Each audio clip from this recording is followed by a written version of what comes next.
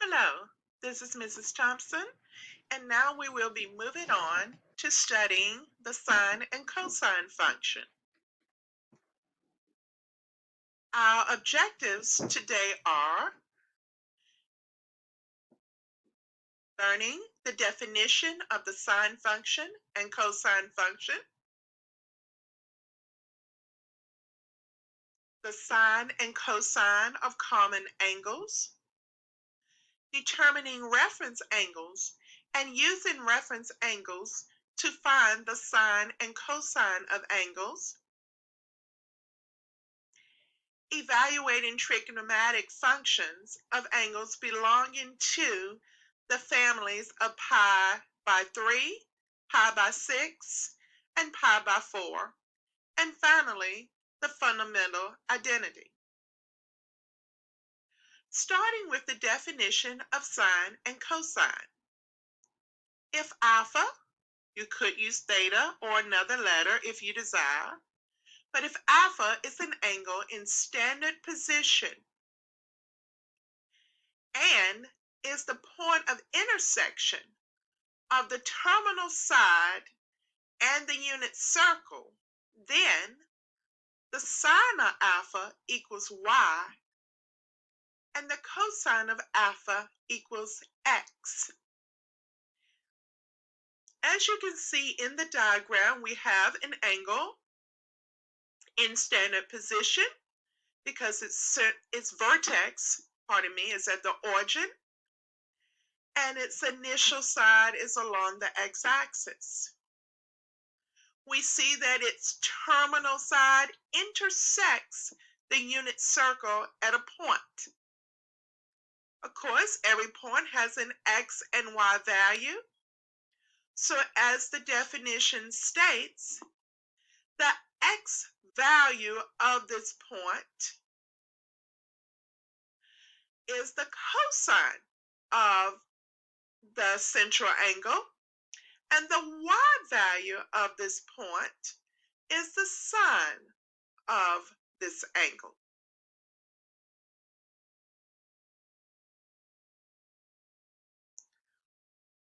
On this slide, the common angles that have been shared with you previously in both degrees and radian measures or units are shared again.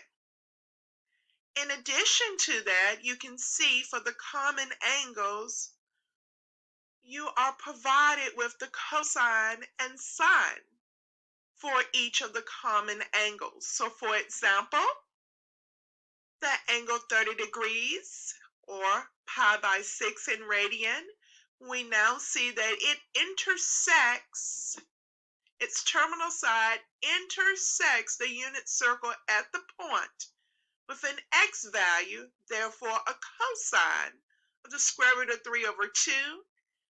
And at that point of intersection, the y value, which is the sine, is 1/2. Of course, points on the x and y axis, angles that intersect the unit circle along the x and y axis, they have some common points. For example, the cosine of a 90-degree angle is 0, and the sine of a 90-degree angle is 1, since the terminal side of a 90-degree angle intersects the unit circle at the point 0, 1. You should print this particular slide, but most importantly, you do need to learn in your subsequent courses, and as this course goes along, you are expected to know all of the content of this slide. Of course, you should already know the common angles in degrees and radian, but now you should add to that knowledge the cosine and sine for each of these angles. Please note that these values are fractions, whole numbers. Yes, we have some radicals, but most important, Notice that we do not have any decimal values for cosine or sine for our common angles.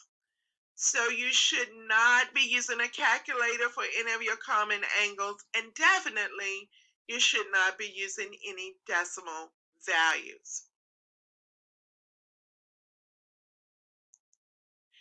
Since the cosine and sine are just points, the x and y value of points, it follows that the cosine and sine in the first quadrant, they will always be positive because the x values as well as the y values are positive in the first quadrant. In the second quadrant, the x values are negative, therefore the cosine will be negative. The y values are positive in the second quadrant, so the sine will be positive.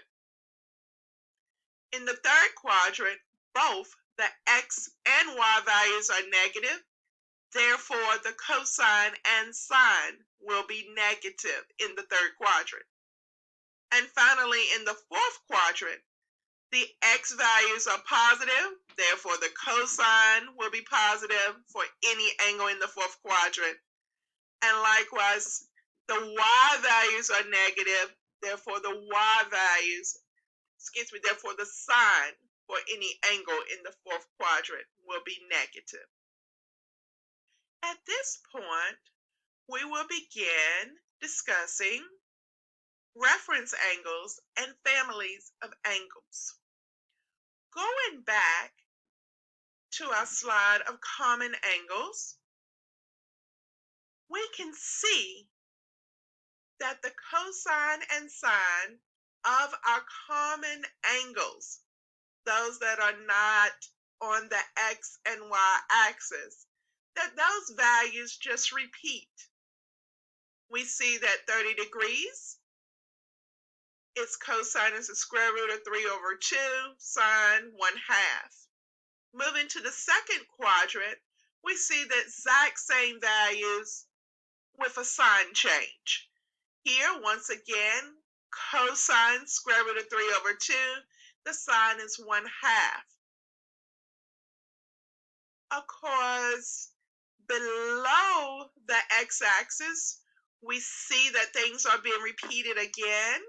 However, when we go below the x-axis, notice that the square root of 3 over 2 as the cosine happens to be with the angle that is closest to the x-axis in the third and fourth quadrant.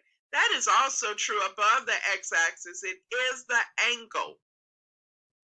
Those values for cosine and sine, they are present with the angle closest to the x-axis.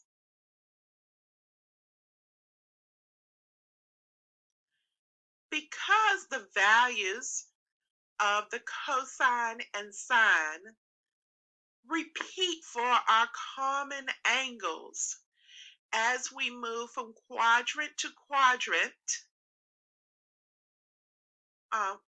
with the only change being inserting the correct sign or using the correct sign for that particular angle,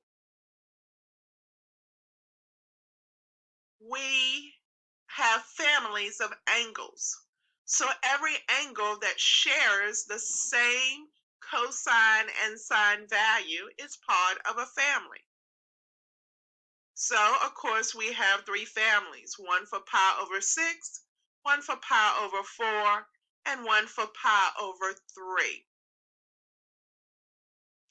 Reference angles are just the angles in quadrant 1 whose values are repeated with different signs as you continue to go around the unit circle. So, looking at determining reference angles for angles given in degrees.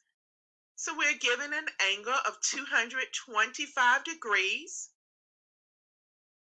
and we can conclude that the angle belongs to the pi by 4 or if you want to say it in degrees, 45-degree family of angles, because 225 degrees is equal to 5 times 45 degrees.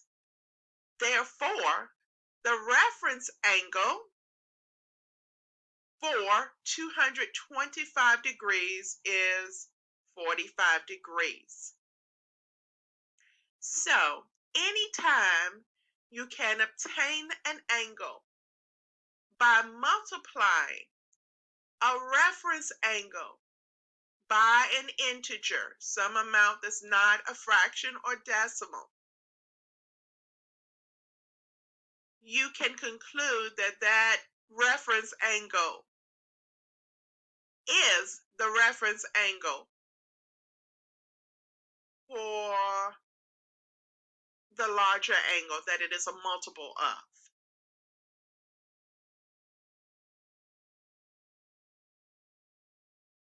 In summary, evaluating trigonometric functions using reference angles. For an angle in standard position that is not a quadrantal angle, of course, those quadrantal angles being angles whose terminal side is on an axis, such as 90 degrees, where the terminal side is on the y-axis. So if it's not an angle whose terminal side is on an axis, the value of the trigonometric function of the angle can be found by finding the value of the function for its reference angle and prefixing the appropriate sign. So this just formally sums up what was just shared. Lastly, for this lesson, we have the fundamental identity. That identity is sine square x plus cosine square x equals 1. With trig functions, the exponent is placed behind the word or abbreviation for the word, as opposed to behind the entire term. The meaning remains the same.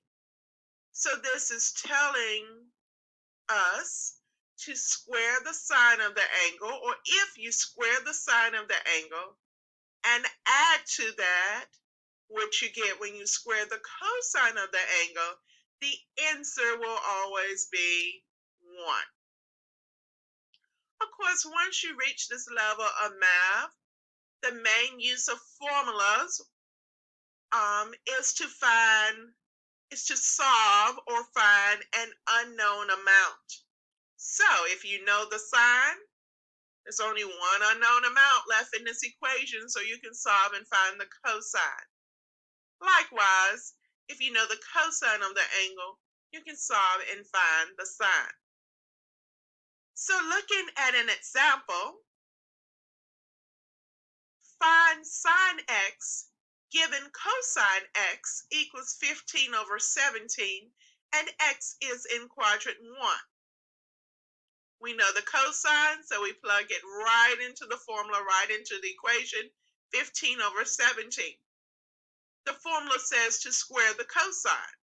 So we square 15, we get 225. We square 17, we get 289. As always, when solving an equation, one unknown, we isolate it. So moving 225 over 289 to the opposite side of the equal sign by performing the opposite operation. So we go from addition to subtraction. We now have to perform that subtraction, so getting a common denominator and subtracting. The last step is to go from having the sine squared to actually finishing the problem by finding the sine of x, taking the square root of 64, the square root of 289, for a final answer of 8 over 17.